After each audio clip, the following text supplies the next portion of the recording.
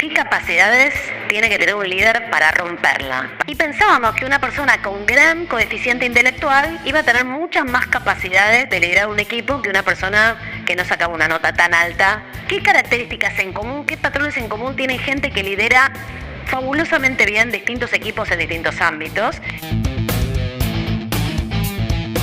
¿Qué capacidades tiene que tener un líder para romperla, para brillar, para vibrar, para influenciar fuertemente un grupo de personas? Esta es una pregunta que nos venimos haciendo desde el principio de la empresa moderna. Al principio pensábamos, especialmente en la primera parte del siglo XX, que lo que tenían que tener es grandes destrezas intelectuales, básicamente porque era lo único que conocíamos y medíamos en términos de inteligencia. El IQ, el coeficiente intelectual, se crea en 1904 y empezamos a medir las capacidades cognitivas, lo que hoy llamamos inteligencia tradicional, el lado izquierdo del cerebro, que es el pensamiento matemático, el pensamiento más lineal, el pensamiento lingüístico, y pensábamos que una persona con gran coeficiente intelectual iba a tener muchas más capacidades de liderar un equipo que una persona que no sacaba una nota tan alta. En la segunda parte del siglo XX empezamos a tener sospechas. En la práctica, empíricamente, porque había personas que eran brillantes intelectualmente y tenían menos onda que...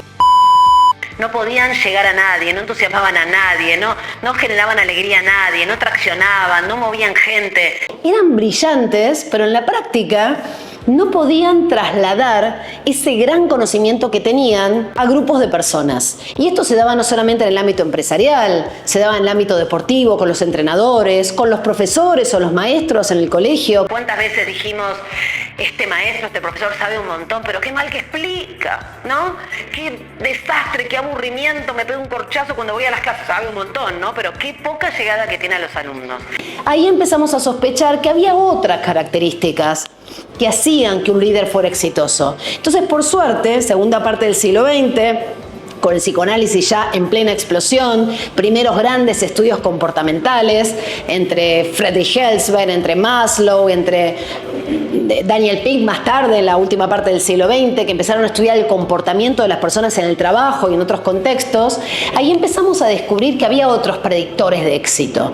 Y aparece un señor que empieza a reflejar lo que ya venían haciendo otros estudiosos de las 7 inteligencias y dice, vamos a estudiar más que una hipótesis teórica de qué es lo que hace un gran líder, vamos a observar técnicamente y empíricamente qué características en común, qué patrones en común tiene gente que lidera fabulosamente bien distintos equipos en distintos ámbitos. Este señor se llama Daniel Goleman y crea lo que luego tituló inteligencia emocional o el coeficiente emocional. Y él en este estudio lo que muestra es que más que la inteligencia intelectual, lo que es un gran predictor de éxito en un puesto de liderazgo tiene que ver con 5 competencias emocionales. Lo sabemos, creo que ya va a ser más de 40 años. Sin embargo, todavía vemos que en la práctica promocionamos a gente brillante en puestos de jefatura o liderazgo. El mejor vendedor lo ponemos a ser el jefe comercial. El mejor contador lo ponemos como el jefe o el supervisor del área contable. Y así sucesivamente, cometiendo tremendos errores, no solamente porque trasladamos a una persona que no tiene ninguna capacidad de liderar a un puesto donde destruye los ánimos de las personas, sino porque le arruinamos también la vida a esa persona que no tiene ninguna intención de estar todo el día con personas lidiando, liderando, desarrollando, educando, mentoreando. ¿Cuáles son estas 5 competencias emocionales? Lo interesante es que las primeras 3 no tienen que ver con un otro, tienen que ver conmigo. Son intrapersonales. Estas competencias intrapersonales tienen que ver ya no con mi relación con los equipos, sino cómo me llevo conmigo mismo. ¿Cómo puedo liderar a otros, gobernar los comportamientos de otros, construir emociones de otros si no me lidero a mí mismo? Entonces marca 3 competencias como grandes predictores en un puesto de liderazgo. La primera es autoconocimiento.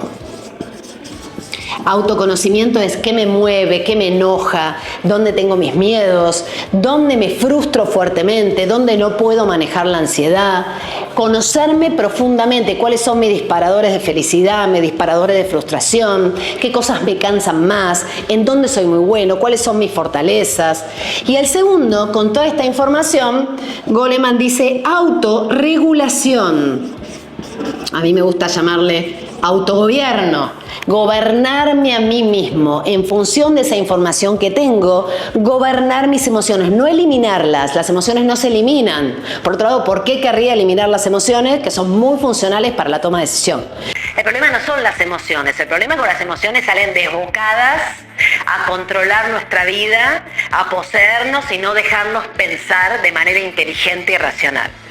Entonces, la autorregulación tiene que ver con conocerme y con poder conducir esas emociones y esas características internas hacia una vida útil, de impacto, calmada, sin grandes picos emocionales que no dañen el clima y que no dañen el ambiente de trabajo en donde estoy cotidianamente impactando. Entonces, uno, dice Goleman, debería ser dueño y consciente primero y luego dueño del impacto que entrega a esos grupos sociales. Seguramente todos tenemos alguna persona que dice, bueno, yo soy así, soy muy transparente, te digo todo lo que pienso, te digo todo lo que siento y bueno, vos verás qué haces con todo esto que te cuento. Yo le diría que se haga ver, que vaya a terapia, que se analice, porque eso no es un buen predictor de éxito. No tener control o gestión o gobierno sobre las emociones tóxicas que genero indefectiblemente y tirarlas a los contextos sociales donde estamos, no nos los podemos permitir si estamos en un puesto de liderazgo.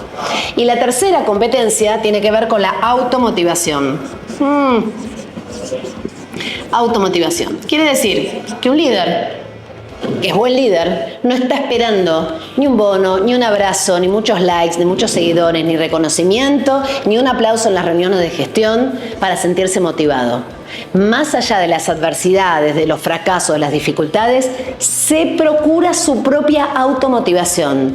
Son personas, en Argentina decimos manija, personas muy causadas, personas muy entusiasmadas, que no requieren de un contexto externo favorable para sentir motivación, para rescatarse, para recuperarse de las caídas y de los errores y de volver a intentarlo. Y piensen que aunque estas competencias nacen en la década del 80 con estos estudios, hoy más que nunca son absolutamente necesarias. Estamos en un contexto altamente incierto, muy caótico, sin mucha información, con muchas interrelaciones, con problemas complejos que están totalmente atados a múltiples causas. Para poder sobrevivir en un contexto de este tipo, si no estoy calmado, si no estoy autogobernado, si no busco la motivación interna y no salgo a buscar que la vida me vaya bien para estar contento, estoy en el horno, estoy frito, no tengo posibilidad de ser un buen líder.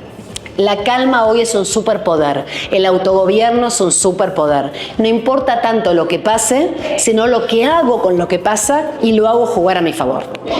Competencias intrapersonales. Solo cuando llego a ese nivel de gobierno puedo ejercer dos competencias más que son interpersonales. Ahora sí, voy a el equipo. ¿Cuáles son estas dos competencias interpersonales? Una que está muy de moda hoy, empatía. Si yo sé reconocer mis propias emociones, si sé cuáles son mis disparadores, si puedo anticipar cuando algo me va a enojar o me va a sacar o no voy a estar en el mejor momento para llevar adelante una reunión difícil o una negociación, si hice ese trabajo conmigo mismo, puedo entender al otro.